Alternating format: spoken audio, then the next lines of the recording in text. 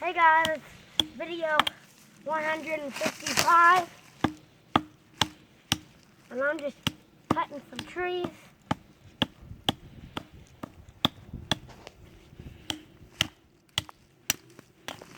Alright, hey guys, the last video we did was about internet fraud, and we're doing another video, sort of a follow-up to that about a similar topic, which is the fraud of bushcraft and survivalist channels.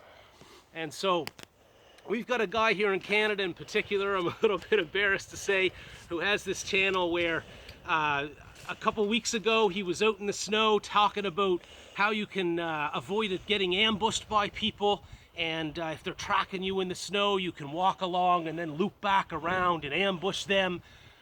And anyways, and then the next one he comes out with is the best tent for the apocalypse. And in that video, this guy comes out with these massive coyote mittens on and this tent that must weigh over 50 pounds and is the size of a bathtub. And I guess he'd have that and the kitchen sink and everything else on his back as he's out walking around through the wilderness, playing John Rambo and ambushing people. It's just absolutely ridiculous. And the problem that I have with a lot of these channels, they've got hundreds of thousands of subscribers. People love this kind of content, and they make a ton of money off of people selling them fear, fantasy, and phony gadgets. And the reason I say that is because nobody is going to be able to go out into the wilderness with a backpack on their back and their survival knife and this stuff and actually think they're going to do anything, live off of squirrels and survive out there, okay? It's craziness. And now I recognize on one hand, there is a need sometimes to prepare yourself for things.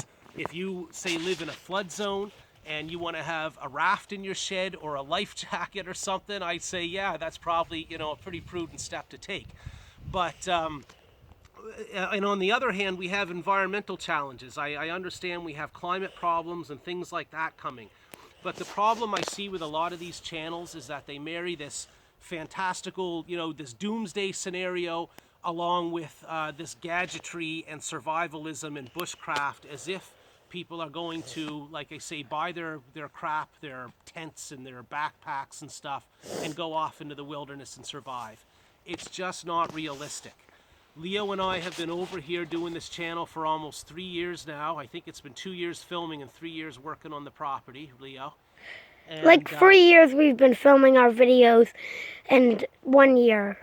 Actually 2 years that we've been in the property for. So. Well, we've been 3 years, no, other way around. Anyways, guys, we've been putting in a ton of work over the last few years.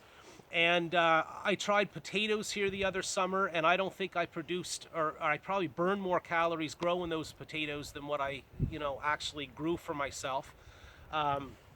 In order to raise livestock or something every year, you have to be able to produce feed for that livestock and fencing and stuff for them.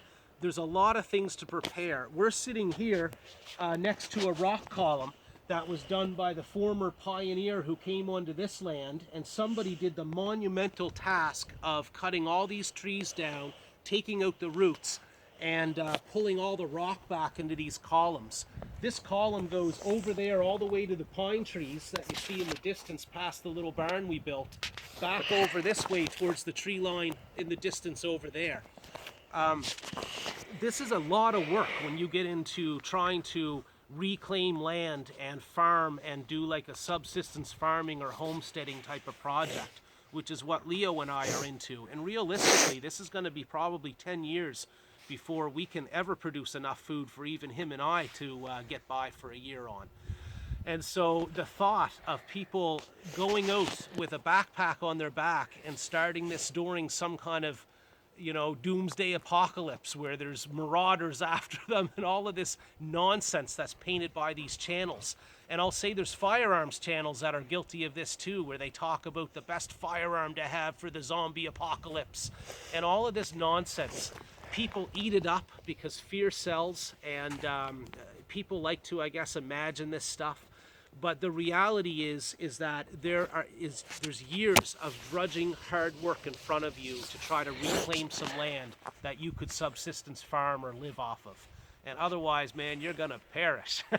So that's my words to all of these survival bushcraft prepper type people and channels, is that it's a whole pile of nonsense.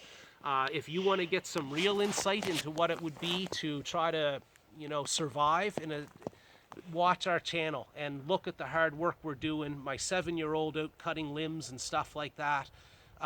You've got a lot of work in front of you if you want to try to become a homesteader or a subsistence farmer or something like that. And all of this other stuff is complete nonsense. Unfortunately, however, what Leo and I do, you know, showing the actual work behind, you know, becoming self-sufficient, it doesn't sell very well. It's not, you know, as flashy as zombies and stuff like that. And so nobody really wants to watch us in the woods with our axe limbing trees and doing the actual work it takes. But this is what it is, guys. And the stuff that you're being sold online, the gadgets and the fear and the fantasies and stuff like that, that's all it is. It's just nonsense.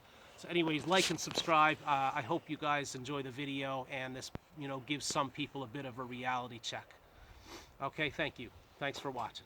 Bye, guys.